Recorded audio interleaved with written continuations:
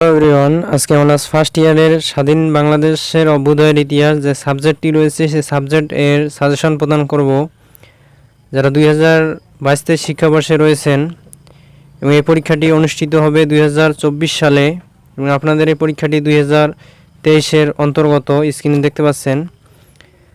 যেহেতু আপনাদের সকল ডিপার্টমেন্টের জন্য এই সাবজেক্টটি হচ্ছে আবশ্যিক সাবজেক্ট, সবাইকে এই সাবজেক্টটি পড়তে হয় ফার্স্ট ইয়ারে।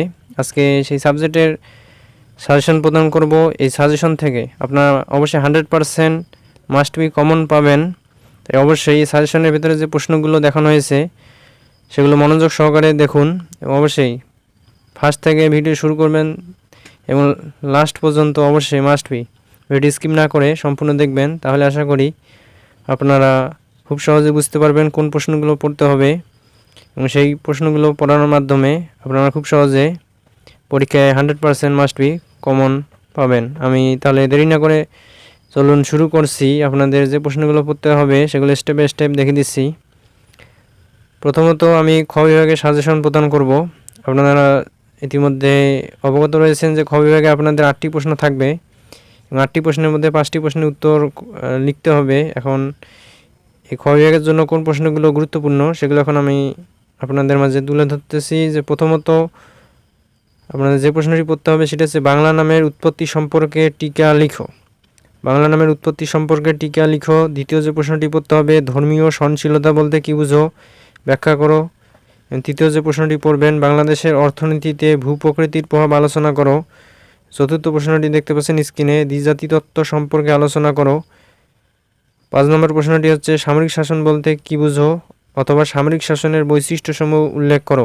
অর্থাৎ প্রশ্নটি দুইভাবে আসতে পারে, আপনারা দুইভাবেই ভালোভাবে জেনে নিয়ে প্রশ্ন সাথে সামঞ্জস্যপূর্ণ রেখে উত্তরগুলো করার চেষ্টা করবেন। সামরিক শাসন বলতে কী বুঝো অথবা সামরিক শাসনের বৈশিষ্ট্যসমূহ উল্লেখ করো। এবং 6 নম্বর যে প্রশ্নটি দেখতে পাচ্ছেন মৌলিক গণতন্ত্র বলতে কী বুঝো অথবা মৌলিক গণতন্ত্রের বৈশিষ্ট্যসমূহ সংক্ষেপে আলোচনা করো। 6 দফা কর্মসূচিকে কেন বাঙালির ম্যাগনা কার্টা বলা হয়। 8 নম্বর যে প্রশ্নটি দেখতে পাচ্ছেন ছাত্রদের 11 দফা আন্দোলনের কর্মসূচি কী ছিল। তারপরে 9 নম্বর প্রশ্নটি দেখতে পাচ্ছেন অখণ্ড বাংলা গঠনের প্রচেষ্টা কেন ব্যর্থ হয়েছিল অথবা অখণ্ড স্বাধীন বাংলা রাষ্ট্র গঠনের উদ্যোগ ব্যাখ্যা করো অথবা অখণ্ড বাংলা গঠনের উদ্দেশ্য ব্যাখ্যা করো। অর্থাৎ প্রশ্নগুলো আমি যতভাবে আসতে পারে, একটি প্রশ্ন সিমিলার একই কিন্তু ভাষাগত একটু পরিবর্তন এনে প্রশ্নগুলো আসতে পারে, সবগুলো আমি দেখিয়ে দিয়েছি। 10 নম্বর যে প্রশ্নটি দেখতে পাচ্ছেন আমাদের জাতীয় জীবনে ভাষা আন্দোলনের গুরুত্ব বর্ণনা করো। 11 নম্বর প্রশ্নটি দেখতে পাচ্ছেন যুক্তফ্রন্ট কেন গঠিত হয়েছিল অথবা যুক্তফ্রন্ট সম্পর্কে সংক্ষেপে লেখো। তবে যুক্তফ্রন্ট গঠনের পটভূমি আলোচনা করো। 12 নম্বর প্রশ্নটি দেখতে পাচ্ছেন আগরতলা ষড়যন্ত্র মামলার কারণ কী ছিল। 13 নম্বর যে প্রশ্নটি দেখতে পাচ্ছেন মুক্তিযুদ্ধে বুদ্ধিজীবী হত্যাকাণ্ডের একটি চিত্র তুলে ধরো অথবা 1971 সালে মুক্তিযুদ্ধ চলাকালে বুদ্ধিজীবী হত্যাকাণ্ড সম্পর্কে লেখো।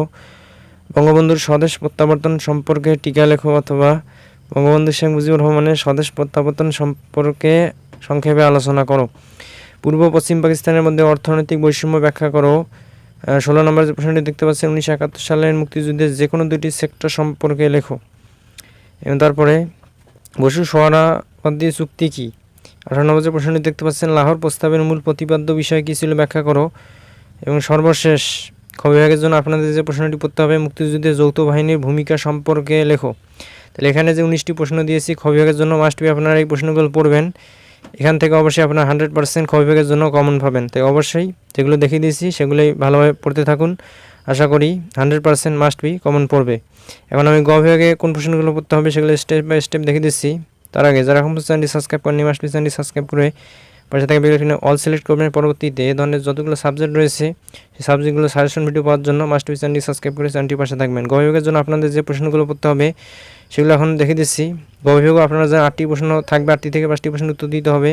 গ বিভাগের জন্য যে প্রশ্নগুলো পড়তে হবে সেগুলো হচ্ছে ভারতীয় উপমহাদেশে সাম্প্রদায়িকতার উদ্ভব বিকাশ ও ফলাফল আলোচনা করো। অথবা প্রশ্নটি এভাবে আসতে পারে ঔপনিবেশিক শাসনামলে সাম্প্রদায়িকতার উদ্ভব বিকাশ ও ফলাফল আলোচনা করো। এবং 21 নম্বর যে প্রশ্নটি পড়তে হবে বাংলাদেশের ভূপ্রাকৃতিক বৈশিষ্ট্য আলোচনা করো। এবং 22 নম্বর যে প্রশ্নটি দেখতে পাচ্ছেন বাংলা আর্থসামাজিক জীবনে ভূপ্রকৃতির প্রভাব বর্ণনা করো। অথবা প্রশ্নটি এভাবে আসতে পারে বাংলাদেশের অধিবাসীদের আর্থসামাজিক জীবনধারায় ভূপ্রকৃতির প্রভাব আলোচনা করো। 23 নং যে প্রশ্নটি দেখতে পাচ্ছেন, পূর্ব পশ্চিম পাকিস্তানের মধ্যে অর্থনৈতিক বৈষম্যের বিবরণ দাও। 1954 সাল প্রাদেশিক নির্বাচনে যুক্তফ্রন্টের বিজয়ের কারণ উল্লেখ করো, অথবা 1954 সাল নির্বাচনের গুরুত্ব ও তাৎপর্য আলোচনা করো। 25 নম্বর যে প্রশ্নটি দেখতে পাচ্ছেন, বাংলাদেশের মুক্তিযুদ্ধে মুজিবনগর সরকারের ভূমিকা বর্ণনা করো। 26 নম্বর যে প্রশ্নটি দেখতে পাচ্ছেন, বাংলাদেশের মুক্তিযুদ্ধে বঙ্গবন্ধুর অবদান আলোচনা করো। এবং 27 নম্বর যে প্রশ্নটি দেখতে পাচ্ছেন, বাংলাদেশের মুক্তিযুদ্ধে ভারতের অবদান আলোচনা করো। 28 নম্বর যে প্রশ্নটি দেখতে পাচ্ছেন, 1969 সালে গণঅভ্যুত্থানের পটভূমি, কারণ, ফলাফল ও তাৎপর্য ব্যাখ্যা করো। 1966 সালে 6 দফা কর্মসূচি ব্যাখ্যা করো, অথবা 1966 সালের 6 দফা আন্দোলনের পটভূমি, কারণ, ফলাফল ও গুরুত্ব বর্ণনা করো।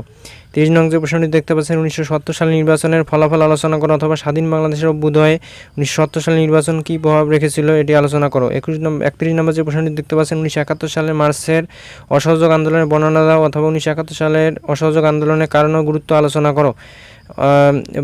এবং 32 নম্বর যে প্রশ্নটি দেখতে পাচ্ছেন, যে স্বাধীন বাংলাদেশের অভ্যুদয়ে বাংলা ভাষার অবদান আলোচনা করো, অথবা বাঙালি জাতীয়তাবাদের বিকাশে ভাষা আন্দোলনের গুরুত্ব আলোচনা করো। 33 নং যে প্রশ্নটি পড়তে হবে সর্বশেষ, যে যুদ্ধবিধ্বস্ত দেশ পুনর্গঠনে বঙ্গবন্ধু সরকারের পদক্ষেপসমূহ আলোচনা করো, অথবা যুদ্ধবিধ্বস্ত বাংলাদেশ পুনর্গঠনে বঙ্গবন্ধু শেখ মুজিবুর রহমান কর্তৃক গৃহীত পদক্ষেপসমূহ আলোচনা করো। তাহলে এখন পর্যন্ত আমি খ এবং গ বিভাগে আপনাদের যে প্রশ্নগুলো পড়তে হবে সেগুলো তুলে ধরলাম। মোট 33টি প্রশ্ন মাস্ট বি আপনাদের পড়তে হবে। এই প্রশ্নগুলো পড়লে অবশ্যই আপনারা 100% কমন পাবেন খ এবং গ বিভাগের জন্য। এখন আমি দেখিয়ে দেবো যে ক বিভাগের জন্য আপনাদের যে প্রশ্নগুলো পড়তে হবে। ক বিভাগের জন্য মাস্ট বি আপনারা 2014 থেকে 2021 সালে যে বোর্ড প্রশ্নগুলো এসেছিল সেগুলো পড়বেন। সেগুলো পড়লে আশা করা যায় এখানে আপনারা 100% কমন পাবেন। এবং অবশ্যই 2022 সালে গত বছর যে পরীক্ষাটি হয়েছে 2022 সালের বোর্ড প্রশ্নগুলো অবশ্যই বাদ দিয়ে পড়বেন, তাহলে আপনারা ক বিভাগে মোটামুটি 100% কমন পাবেন আশা করি। তাহলে যারা ভিডিওটি শেষ পর্যন্ত দেখলেন আশা করি বুঝতে পেরেছেন। আপনাদের যারা 2023 পরীক্ষার্থী রয়েছেন অনার্স ফার্স্ট ইয়ারের এবং পরীক্ষাটি অনুষ্ঠিত হবে 2024 সালে, সেই পরীক্ষার জন্য আপনাদের স্বাধীন বাংলাদেশের অভ্যুদয় সাবজেক্টের ক্ষেত্রে এখানে কোন প্রশ্নগুলো পড়তে হবে সেগুলো আমি স্টেপ বাই স্টেপ দেখিয়ে দিয়েছি। যারা ভিডিও শেষ পর্যন্ত কন্টিনিউ করলেন মাস্ট বি ভিডিওতে লাইক দিয়ে ভিডিও শেয়ার করবেন এবং অবশ্যই বন্ধুদের মাঝে ভিডিও শেয়ার করবেন যাতে তারাও এই ভিডিওটি দেখার মাধ্যমে উপকৃত হতে পারে এবং পরীক্ষা 100% কমন পেতে পারে। ভিডিওটি শেষ পর্যন্ত কন্টিনিউ করার জন্য সবাইকে ধন্যবাদ।